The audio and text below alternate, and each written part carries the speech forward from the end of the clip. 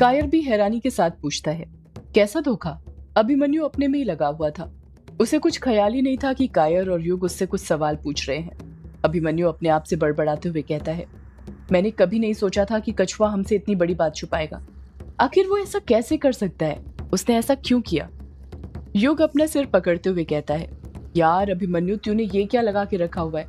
कछुए ने क्या धोखा दिया? उसे ऐसा क्या नहीं करना चाहिए था? आखिर तू कहना क्या चाहता है? साफ साफ कहेगा? कायर अभिमन्यु के कंधे पर हाथ रखते हुए कहता है, अभिमन्यु देख, पहले तो तू ना गुस्सा करना छोड़। मुझे पता है तेरा गुस्सा बहुत खराब है। अभिमन्यु फिर गुस्से से कहता है, यार कछुए ने गुस्सा दिलाने वाला काम ही किया है तो क्या करूं मैं? कायर समझ जाता है कि उसे पहले अभिमन्यु का गुस्सा शांत करवाना होगा, इसलिए वो बिस्तर पर से उठते हुए कहता है, तो रुक, मैं अभी किचन से आता हूँ। युग बिचकते हुए कायर से पूछता है, अब तू किचन क्यों जा रहा है? कायर जवाब देता है, बस 2 मिनट रुक, तुझे अभी पता चल जाएगा। इतना कहकर कायर वहां से चला जाता है। इस तरफ दिलीप हवेली के बाहर जिप्सी के पास खड़ा हुआ था। रात होने के कारण आसपास अंधेरा और सन्नाटा छाया हुआ था। वहां पर दिलीप के अलावा कोई और नहीं था। दिलीप अपना फोन निकालता है और किसी को फोन करने लग जाता है। दिलीप फोन पर बात करते हुए कहता है, इंतजाम हो गया है ना? अच्छा, पता है ना, इस बार 1 जोड़ी नहीं, पूरे 6 जोड़ी चाहिए। हाँ, आ ही रहे हैं, तब तक तैयार रखना, देरी नहीं होनी चाहिए, बस कुछ देर में वहां पर पहुंच जाएंगे।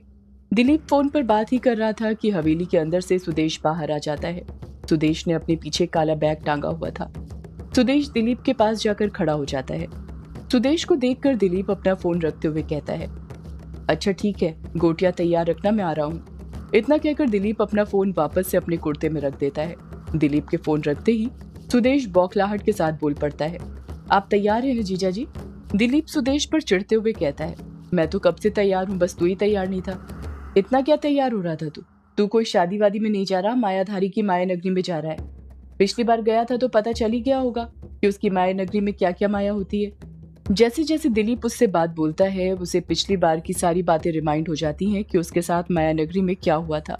सुदेश खौफ के साथ कहता है, हाँ जीजा जी, पता है, माया नगरी में जाना भी मतलब खुद माया के जाल में फंसना ही है। दिलीप जिप्सी की ड्राइविंग सीट पर बैठते हुए कहता है, अगर पता है तो अच्छी बात है, चल अब जल्दी से बैठ जिप्सी में, वैसे ही पहले ही देर हो गई है।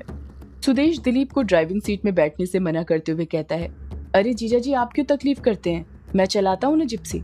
दिलीप जिप्सी चालू करते हुए कहता है, तो चुपचाप बगल में ही बैठ। तुझे क्या लगता है मुझे जिप्सी चलानी नहीं आती, या फिर मैं जिप्सी कहीं भिड़ा दूंगा? अरे नहीं जीजा जी, ऐसी बात नहीं है, आपको तो मुझसे भी अच्छी जिप्सी चलानी आती है। वो तो मैं इसलिए बोल रहा था ताकि आपको आराम मिल जाए। यहाँ पर यक्षिणी ने एक एक पल सांस लेना मुश्किल कर दिया और तुझे आराम की पड़ी है। सुदेश दिलीप को ही देखते रहता है, कुछ नहीं बोलता है। दिलीप चिढ़ते हुए कहता है, अब मेरा मुंह क्या देख रहा है, जल्दी बैठ जिप्सी में। सुदेश फटाक से जिप्सी में बैठ जाता है। सुदेश दिलीप को देखकर अचंभित था, क्योंकि उसने आज तक दिलीप को जिप्सी चलाते हुए नहीं देखा था। हमेशा या तो वो जिप्सी चलाता था या फिर बल्लू काका। दिलीप जिप्सी चला रहा था और सुदेश उसके बगल में चुपचाप बैठा हुआ था। दिलीप सुदेश से पूछता है, वैसे जीजा जी हम जा कहाँ रहे हैं? सुदेश जिप्सी चलाते हुए जवाब देता है, तुझे बोला था ना मायाधारी के लिए उसका सामान लेने जाना है। हाँ जीजा जी, पर वही तो पूछ रहा हूँ, सामान लेने कहाँ जा रहे हैं? हमें वो आंखें कहाँ? सुदेश अपनी बात पूरी करता उससे पहले ही दिलीप उसे बीच में टोकते हुए कहता है, कुछ देर अपना मुंह बंद करके रख, थोड़ी देर बाद तुझे खुद ही पता चल जाएगा कि हम कहाँ जा रहे हैं। और सुन ले, इस बात के बारे में किसी को पता नहीं चलना चाहिए, ये तेरे और मेरे बीच में रहना चाहिए। सुदेश वापस से चुपचाप बैठ जाता है, पर उसके मन में कई सवाल चल रहे थे कि आखिर दिलीप आंखें लेने के लिए कहाँ जा रहा था, उसके आने से पहले दिलीप किससे बात कर रहा था, और उसके आते ही फोन क्यों कट कर दिया था। एक सुनसान सड़क को चीरते हुए उनकी जिप्सी आगे बढ़ते जा रही थी। सड़क पर एक गहरा सन्नाटा छाया हुआ था। दिलीप जैसे ही अपनी मंजिल पर पहुंचता है, जिप्सी को रोक देता है। जब जिप्सी रुकती है तो आसपास के इलाके को देखकर सुदेश के रोंगटे खड़े हो जाते हैं। सुदेश हकलाते हुए कहता है, जीजा जी, आपको नहीं लगता आपने गलत जगह जिप्सी रोक दी? दिलीप बिलखते हुए कहता है, अरे कामचोर, मैंने सही जगह जिप्सी रोकी है, हमें मायाधारी जी का सामान यही मिलेगा। सुदेश कांपते हुए कहता है, क्या कहा आपने? यहाँ से जीजा जी? दिलीप जिप्सी से नीचे उतरते हुए कहता है, और नहीं तो क्या, ऐसी चीजें दुकान पर थोड़ी पड़ी मिलती हैं, उनके लिए यहीं पर आना पड़ता है। सुदेश डरते डरते जिप्सी से नीचे उतर जाता है। दिलीप ने कहीं और नहीं बल्कि मेहंदी पथार के शमशान के सामने जिप्सी रोकी थी, जो कि सुनसान पड़ा हुआ था। रात के अंधेरे में उन दोनों के सिवा वहां पर दूर दूर तक कोई दिखाई नहीं दे रहा था। दिलीप और सुदेश आहिस्ता आहिस्ता अपने कदम शमशान के अंदर बढ़ाने लग जाते हैं। सुदेश शमशान के अंदर कदम बढ़ाते हुए मन ही मन सोचे जा रहा था कि जीजा जी को यहाँ पर किसकी आंखें मिल जाएगी। शमशान के अंदर केयरटेकर की झोपड़ी बनी हुई थी। वो दोनों उस झोपड़ी के अंदर घुस जाते हैं। झोपड़ी के अंदर 100 वाट का बल्ब जल रहा था, जिसकी पीली रोशनी कमरे के अंदर फैली हुई थी। कमरे के अंदर कुछ थूकने की आवाजें आ रही थी, जैसे तब आती है जब बकरे का मांस काटा जाता है। जब सुदेश और दिलीप कमरे के अंदर घुसते हैं तो देखते हैं कि कमरे के अंदर एक हट्टा कट्टा मोटा काला आदमी खड़ा हुआ था, जिसके हाथ खून से सने हुए थे।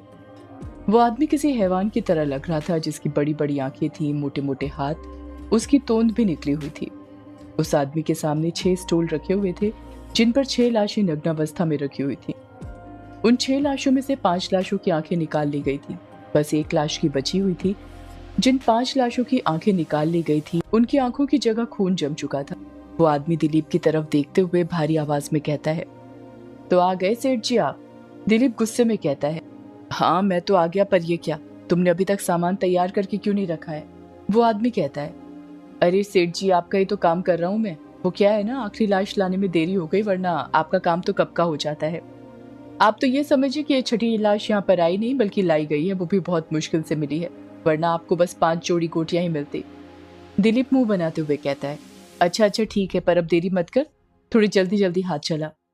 वो आदमी छठी लाश के पास जाता है और अपने भारी हाथ उस लाश की राइट आंख के अंदर घुसाने लग जाता है। उस आदमी के हाथों में इतनी ताकत थी कि उसके हाथ उस लाश के अंदर घुस जाते हैं और देखते ही देखते उस लाश की आंखों में से खून निकलने लग जाता है। ये सब देखकर सुदेश दंग रह गया था, उसके रोंगटे खड़े हो गए थे। दिलीप को तो देखकर ऐसा लग रहा था जैसे ये सब देखने की उसकी पहले से ही आदत थी। वो आदमी झट से उस लाश के अंदर हाथ घुसाता है और उसकी आंख बाहर निकाल लेता है। इसी तरह वो उसकी लाश की दूसरी आंख भी बाहर निकाल लेता है और उसके दोनों ही हाथों में लबालब खून भरा हुआ था। टेबल पर ही 10 और आंखें रखी हुई थी। वो आदमी उन आंखों को अपने हाथ में उठाता है और दिलीप के पास जाने लग जाता है। वो आदमी दिलीप से कहता है, ये लीजिए आपकी पूरी 6 जोड़ी गोटियां। दिलीप सुदेश को वो आंखें रखने का इशारा देता है। सुदेश अपनी दोनों हाथों की हथेलियों को डरते डरते आगे करने लग जाता है। वो मोटा आदमी 2-2 के सेट में वो आंखें सुदेश के हाथ में डालते हुए कहता है, 1 जोड़ी, 2 जोड़ी, 3 जोड़ी। जैसे जैसे वो आंखें सुदेश के हाथों में गिरती जा रही थी, उसे अपने हाथ देखने में घिन आते जा रही थी। उसके हाथ भी खून से सन चुके थे। वो मोटा आदमी कहता है, 5 जोड़ी और ये हो गई पूरी 6 जोड़ी गोटियां। अब निकालिए मेरी माला। दिलीप अपनी जेब में हाथ डालता है और उसके अंदर से 2000 के नोटों की 2 गड्डियां निकालता है, जिसमें करीब एक गड्डी में 100 नोट होंगे। वो उन गड्डियों को उस आदमी के हाथों में थमाते हुए कहता है, ये लो रखो इसे, बाकी के मैं पहले ही दे चुका हूँ। वो आदमी अपने दोनों हाथों से उन गड्डियों को थामते हुए कहता है, ये हुई ना बात, कोई और सेवा हो तो जरूर बताना। सुदेश और दिलीप वो आंखें लेकर वहां से जाने लग जाते हैं। अभी वो दोनों शमशान से बाहर निकले ही थे कि तभी सुदेश घबराते हुए दिलीप से कहता है, ये गलत है ये जीजा जी। दिलीप सुदेश को समझाते हुए कहता है, इस दुनिया में कुछ गलत नहीं है, समझा, बस हमें हमारा काम निकालना आना चाहिए, चाहे वो फिर सीधे तरीके से हो या फिर टेढ़े। दिलीप हिचकिचाते हुए कहता है, जीजा जी, जिन लाशों की हमने आंखें निकलवाई उनके परिवार वालों को पता चल गया तो, और उन्होंने पुलिस केस कर दिया तो? अरे पुलिस केस तो तब होगा ना जब इन लाशों का कोई परिवार होगा। सुदेश चलते चलते रुक जाता है और रुककर पूछता है, परिवार नहीं है मतलब जीजा जी? मतलब ये कि ये लावारिस लाशें हैं। इस शमशान में कई लाशें वो आती हैं जिनकी कोई आहुति देने वाला नहीं होता है। कई भिखारियों की होती हैं तो कई उनकी जो हादसे में मारे जाते हैं, जिसे ये आदमी जलाता है। पर जलाने से पहले ये शरीर के अंगों को बेच देता है। इसे क्या पता चलने वाला है। चल अब तो ये सब छोड़ और मायाधारी को लेने के लिए निकल। जीजा जी मैं आपको घर छोड़ देता हूँ ना। अरे मेरी फिक्र तू मत कर, मैं बल्लू को बुला लूंगा, तू जा। सुदेश जिप से स्टार्ट करता है और वहां से निकल जाता है। इस तरफ ग्रेवयार्ड कोठी के अंदर अभिमन्यु और युग कायर के आने का इंतजार कर रहे थे। कायर जब किचन के अंदर से वापस आता है तो अपने साथ शराब की एक बोतल लेकर आता है। कायर आते ही 2 पैक बनाता है और 1 पैक अभिमन्यु को देते हुए कहता है, ये ले, एक ही घूंट में सारी पी जा और फिर बता हुआ क्या। मुझे पता है तेरा दिमाग ऐसे ही ठंडा होगा।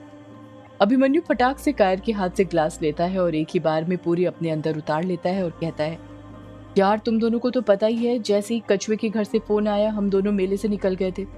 युग अभिमन्यु की बात से सहमत होते हुए कहता है, हाँ पता है मुझे। अभिमन्यु अपनी बात को आगे जारी रखते हुए कहता है, हम दोनों ने मिलकर कछुए की दादी को रात ही रात में हॉस्पिटल में एडमिट कर दिया था। कछुए की दादी को पता नहीं क्या बीमारी थी, डॉक्टर भी उनकी बीमारी का पता नहीं लगा पा रहे थे। वो बार बार अपने हाथ यहाँ से वहां मारी जा रही थी, जैसे वो किसी चीज से डर रही हो। डॉक्टर ने जैसे तैसे करके उन पर काबू किया और एनेस्थीसिया का इंजेक्शन देकर बेहोश कर दिया। अगली सुबह दोपहर में कछुए को कुछ दवाइयां लेने जाना था, इसलिए वो चला गया और मैं उसकी दादी के केबिन में रुका रहा उनकी देखभाल करने के लिए। युग और कायर को उस वक्त के बारे में बताते बताते अभिमन्यु उसी दौर में चला जाता है जब वो कछुए की दादी के पास रुका हुआ था। कछुए की दादी बेड पर बेहोश पड़ी हुई थी, उन्हें ऑक्सीजन लगी हुई थी। अभिमन्यु उन्हीं के सामने बैठा हुआ था और कछुए की दादी को घूरे जा रहा था। कछुए की दादी के चेहरे पर चेचक के दाग थे, उनके हाथ पर भी अजीब से काले काले धब्बे थे, जैसे किसी चीज का श्राप हो। अभिमन्यु को यह सब बहुत अजीब लग रहा था। अभिमन्यु कछुए की दादी को एकटक नजर से देख ही रहा था कि तभी उसकी दादी को होश आ जाता है और कछुए की दादी वापस से बेड पर अपने हाथ पैर मारने लग जाती है। अभिमन्यु फटाक से कुर्सी पर से उठता है और कछुए की दादी के पास जाता है। कछुए की दादी की सांसें फूले जा रही थी।